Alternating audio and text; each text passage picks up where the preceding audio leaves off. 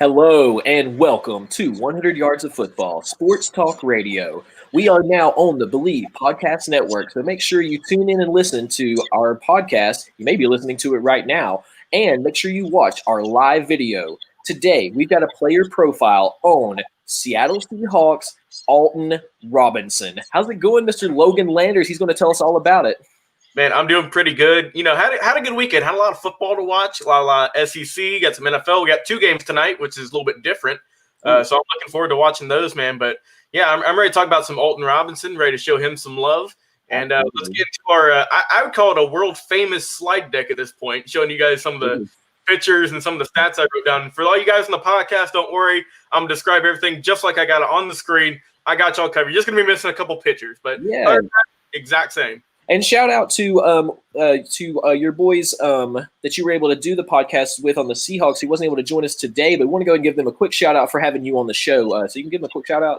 Yeah, man. Shout out to my guys at On the Field, Off the Field podcast. I was going to have Dylan Moran come on today. Fortunately, he had a sore throat. Texted me about 3 a.m, man. So hopefully we can get him on, reschedule once his throat's feeling better, and we can knock out another Seahawks player profile. That's his team. Hope good wishes to him. Hope he gets better soon, and hopefully you guys will be hearing from him real soon.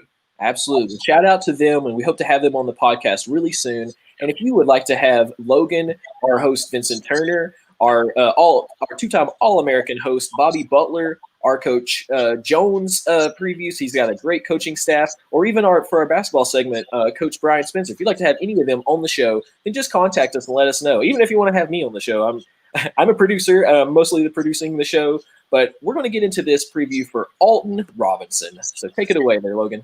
Let's do it. So Alton Robinson is a 6'3", 246-pound defensive end, currently playing for the Seahawks. But we got to talk about where he came from. We got to talk about what got him to the Seahawks. So he attended Judson High School, which is in Texas. And we all know Texas they love some football. It don't matter which high school you go to.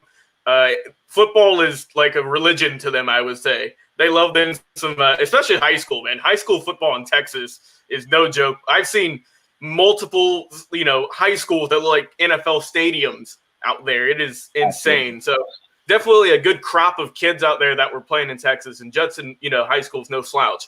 So in high school, he had 64 tackles in his career and 27 sacks. So this dude was an absolute menace on the line.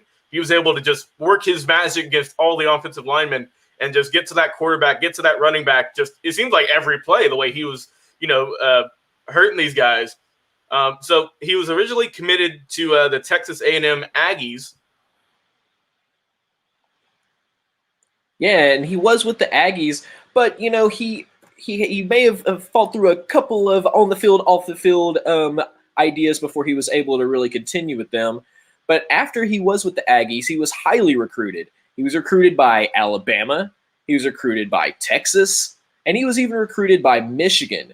So Alton Robinson, who's a 6'3", 246-pound defensive end coming out of Judson High School, after he was recruited from the Aggies over to the other teams, what happened after he was recruited for the Aggies?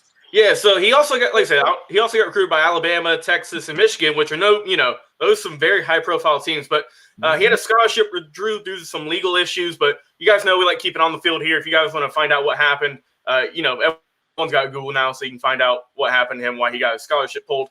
But just some legal issues got a scholarship withdrew, unfortunately.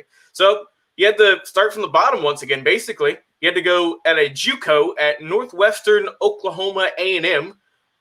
Which, to be frank, I've never heard of outside of looking this up before. So I learned something new as well. So yeah, he had to start from the bottom basically. So he was there for a season, and wow, he almost kind of mimicked his entire high school career in just that one season at Northeastern Oklahoma. He had 67 tackles and 19 sacks in one season. So I think even though he had to get demoted to JUCO, so to say, he absolutely showed his potential and his worth. And he was able to sign with Syracuse shortly thereafter, which, Syracuse is more of a basketball school, people like to say, but their football program is also nothing to joke about as well. That's a very high-profile school. People know Syracuse. They know what they're about. The Orange, that's what they are. So he was able to get with them. And in his career with the Syracuse, he had 115 total tackles along with 19 sacks as well. So this dude, it was absolutely a beast in college. We know, look, Syracuse is the SEC. They're not going to be, going up against the Alabamas and the Georgias of the world per se. But look, this guy, 115 tackles and 19 sacks in your entire career there. That's very impressive. No, don't matter who you play for. So, to kind of better his chances of getting drafted higher in the draft, he went to the NFL Combine like a lot of these young kids do. And he ran a 4.69 40-yard, which was the third best among defensive endmen in his class. He had a 35.5-inch vertical, which was second best. He had 25 reps on the bench press, 119 broad jump, and a 7.32 three-cone, along with a 4.32 shuttle, which is the second best for defensive linemen. So he was able to prove just how compact and how solid he was, how athletic he is at the Combine. And I think that kind of helped his chances of getting drafted higher up. Because, like I said, most Syracuse recruits don't get drafted in the first or second round. Let's just be honest. Most of the higher profile schools, like the Alabamas, like the Georgias, the Tennessees, so on and so on, those are the guys that get drafted usually the first, second, sometimes third round. Mm-hmm. Going to Syracuse, he was able to get drafted, the fifth round, pick 148 by the Seahawks.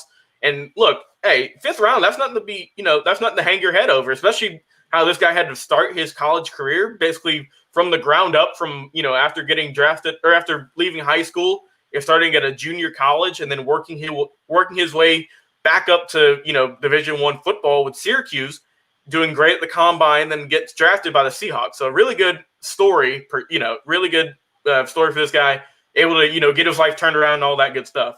So some stuff I like about Robinson here. He's got a really good first step. We've seen – I just showed you the stats, man. Look, did you see how many sacks and tackles this guy had? Yeah, he knows. Yeah, so I think a lot of the recruiters and everything, all the scouts knew that this guy's got a good first step. He's also a workhorse, just like I said. But off the fact that you had to go to a junior college and work your way up, he's got to have some good determination, a lot of motivation for him as well. So happy for him to get there. He's got good footwork as well. You got to have really good footwork to be impressive and get all those tackles and sacks, like you said, especially as a defensive end going into the NFL. You're going to be facing up against some big dudes on that offensive line, and he's got the footwork to get by them. He takes good angles as well, because the reason he's able to get most of those sacks isn't just because of raw power. We saw, that 25 bench press, that's no slouch either. But you got to have good angles. You got to have good footwork, and those angles really help you kind of, sneak through the offensive line to get those tackles and sacks, and he's really good at that. There's room for improvement, of course, like every young guy coming into the NFL, and especially, getting drafted round 5 behind some of the other talented defensive ends in the league. Mm-hmm. But, yeah, he's still young. He's a rookie. There's plenty of time for this guy to grow. But I would be on the lookout for him right now. Now, he's not starting at the moment. He's kind of more of a backup.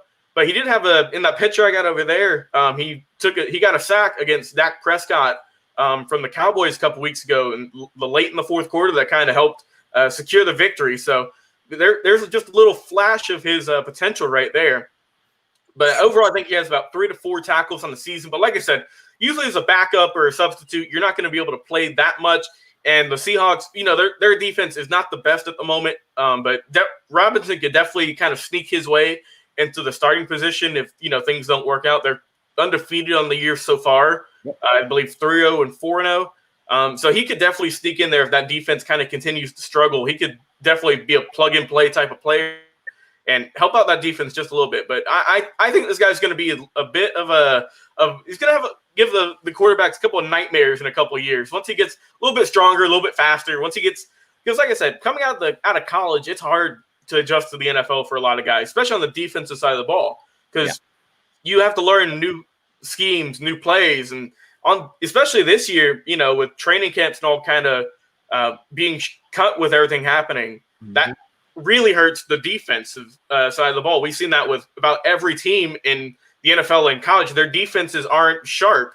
It's still a work in progress, because it's a lot easier to, work out an offense than a defense, just because with defense, you got a lot more guys trying to figure out where they're going to play and who they're going to, line up against. But we're still early in the season. There's still a lot more games to go on. The defenses are going to get better for every team. And I would expect Alton Robinson to get his chance here in a little bit. if the Seahawks defense continues to struggle. He's going to be in there, and he's going to I say he's going to light things up. So hopefully he's got a good career ahead of him. Well, I will tell you this, something that I have learned, and never doubt this. When Logan Landers decides to do a player profile on someone that I'm not super familiar with, like Alton Robinson, that becomes a player to watch. And so mark my words, a year, 2 years from now, 3 years from now, when we're all talking about Alton Robinson, we're going to have to say Logan Landers broke the news that this has become a legendary player. And so I just can't wait to do that so that people can look back on our video and be like, oh, I want to know more about Alton Robinson. And when they look him up on YouTube, when they look him up on our podcast on Spotify or on Apple Podcast or on Stitcher, when they look at our Facebook, when they go over to our Instagram, they're going to look and try to find information about Alton Robinson, and they're going to see that the world-famous sportscaster himself, Logan Landers, endorsed this man early on, gave you everything that you needed to know about his career, and let you know just how he set himself up to become a legendary player. So appreciate that very much, Mr. Landers. Yeah, man. Appreciate it. Got my fingers crossed that we look back on this in a couple of years and hope I was right, like you said. Yeah, so hopefully, Alton Robinson has a good career with the Seahawks, and he'll be able to show you guys what I see and a very explosive player. Absolutely. Well, thank you guys so much for watching. We are 100 Yards of Football, Sports Talk Radio. One other thing I always wanted to bring up right before we got off of here is that we are now live on Apple Podcast and on Spotify Podcast, Stitcher, and anywhere that you listen to podcasts. And we just want to make sure that you know that anytime you want to listen to our shows, we are going to be there for you. We do player profiles. We do history specials. We talk with legendary players and coaches. And we also do our games of the week. So please jump in there. Get in there with us. Go to Spotify, go to Apple Podcasts, and then just go check out our show, 100 Yards of Football. And we're also brought to you by the Believe Podcast Network. So for everybody here at 100 Yards of Football, I'm Jeremiah Long. Joining you today was Logan Landers, and we'll see you a little bit later in this week. See ya.